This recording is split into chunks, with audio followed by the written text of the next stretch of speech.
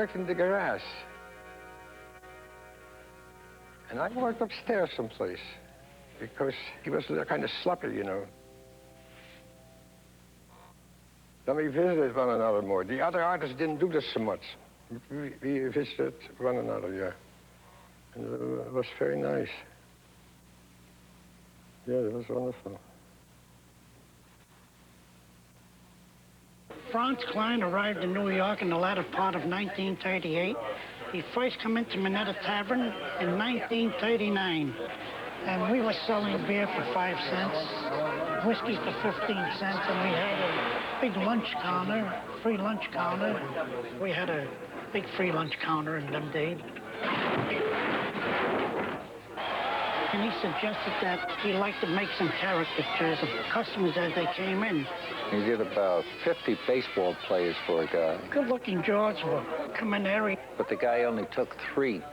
Cleon Throckmorton. And we have Summers there, who was a part-time. They made $1.50 for about a month's work. And he made this his home. And we made a deal on for meals and drinks and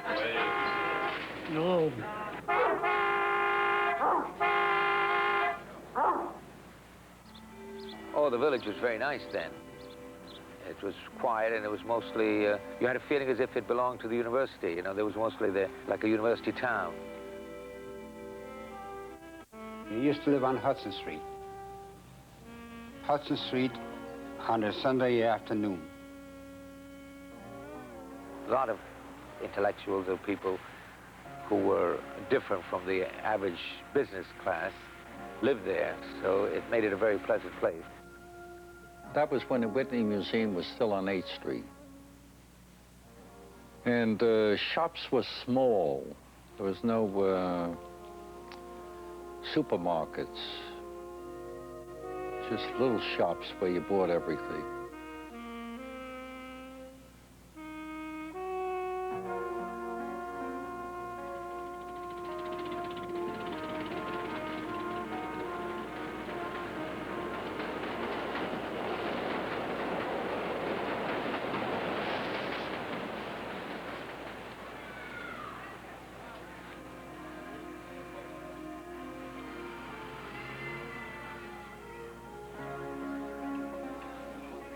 The village was a separate place.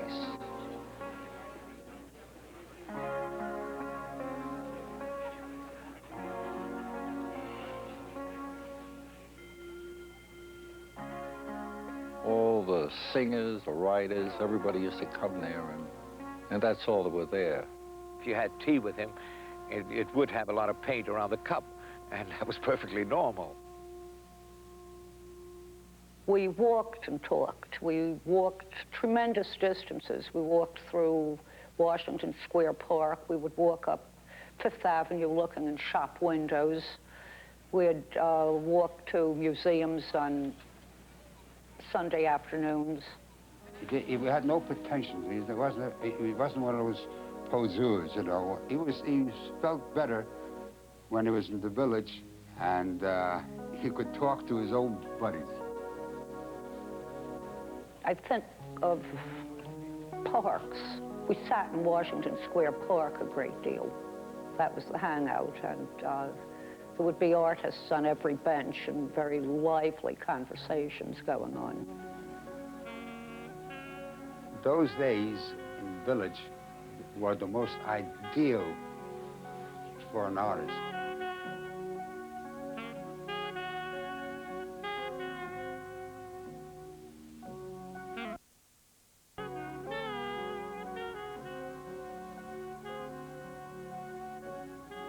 You didn't have to have any money.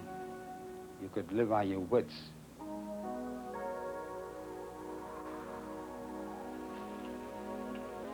There were no shows. We showed in the outdoor show.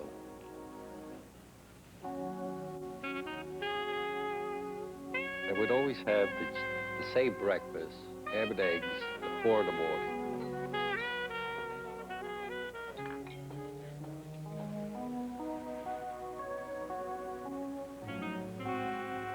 Walk and talk, you know. Walk around the village.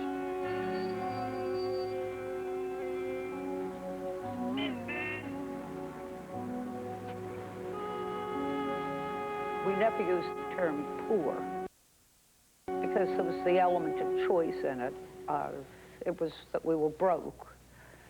And Franz subsisted, all of us did, a good deal on coffee with a great deal of sugar. Franz was taking care of a large German police dog for a friend, and the poor animal had nothing to eat, and Franz came in one day and found the dog dead and a half-eaten cake of laundry soap. And Franz said, philosophically, a bohemian is a person that would die.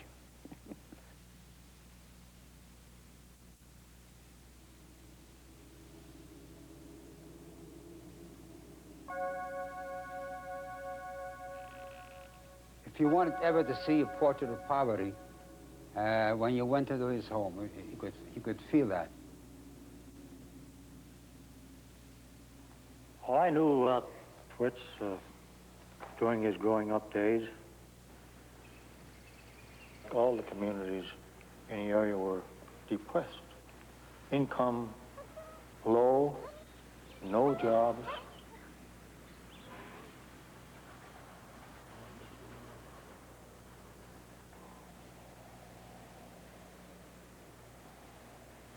And this is what Franz and the rest of us grew up in.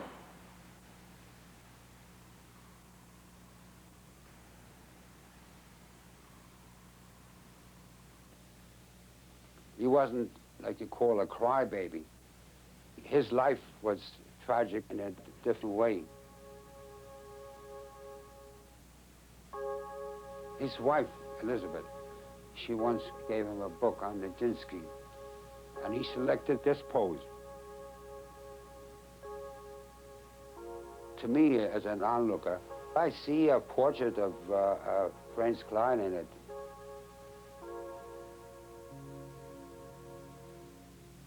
Elizabeth was tall, ladylike, and very ladylike, polite, gracious, and she always lived in a dream of being a lady, a real English lady.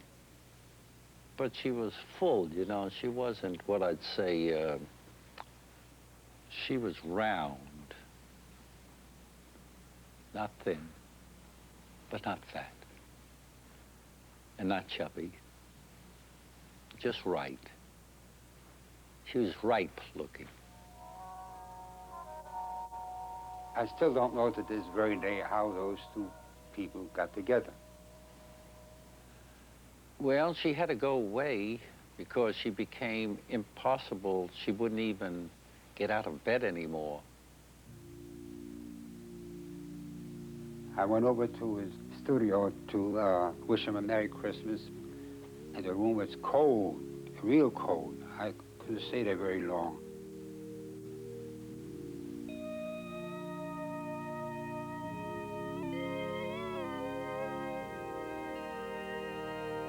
There was a sadness there that prevailed.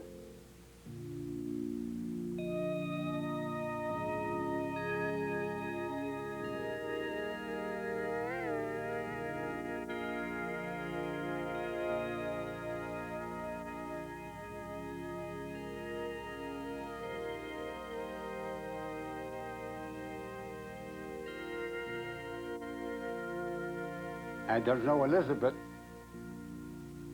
He said, before, Elizabeth was in my presence.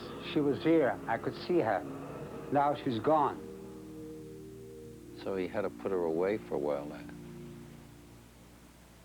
Whatever his problems were, I never heard him talk about them. Just never talked about problems.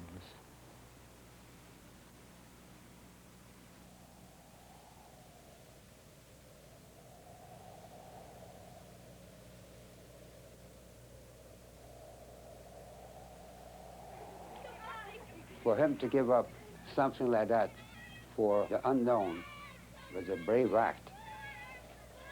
The only things that were relative to him in the immediate surroundings were the things that he spoke of or made drawings of.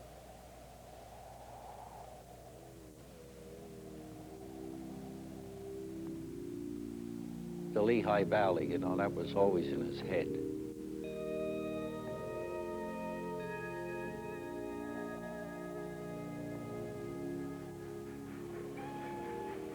His stepfather was an engineer on the Lehigh Valley trains.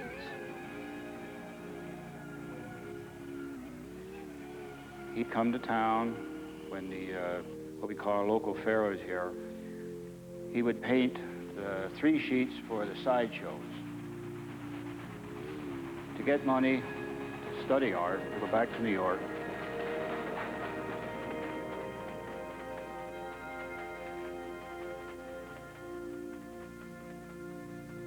I never met his mother.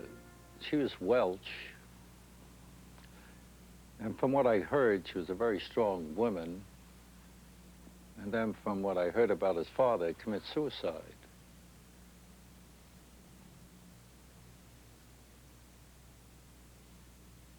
And I hated him almost the instant he started talking.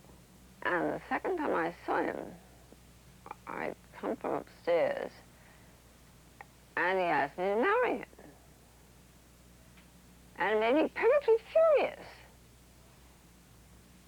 Because I was, you know, I hadn't gotten my divorce yet, his wife was still alive, and it just made me furious with him.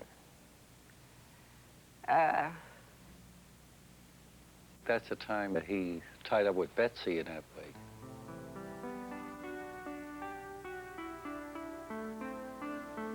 He had perfect confidence in his own work. Absolutely.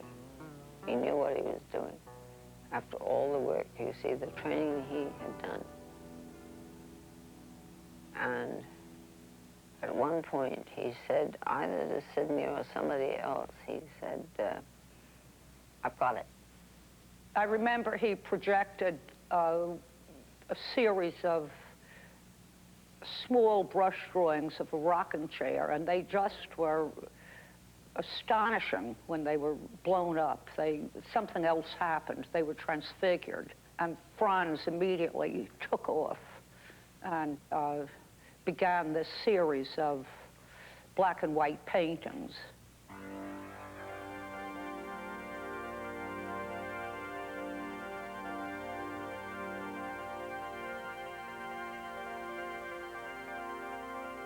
They were not involved with contour. They were involved with solid forms. He would paint with black and then cut back with white.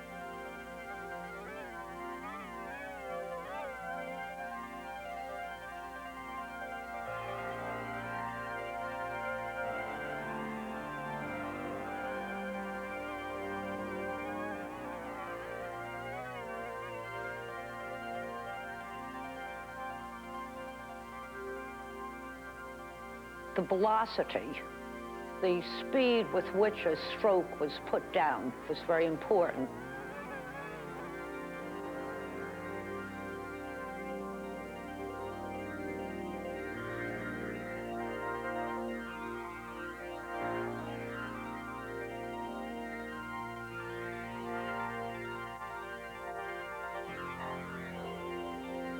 There was a kind of solidity, a kind of weight to the forms, so that they were immediately paintings, not drawings.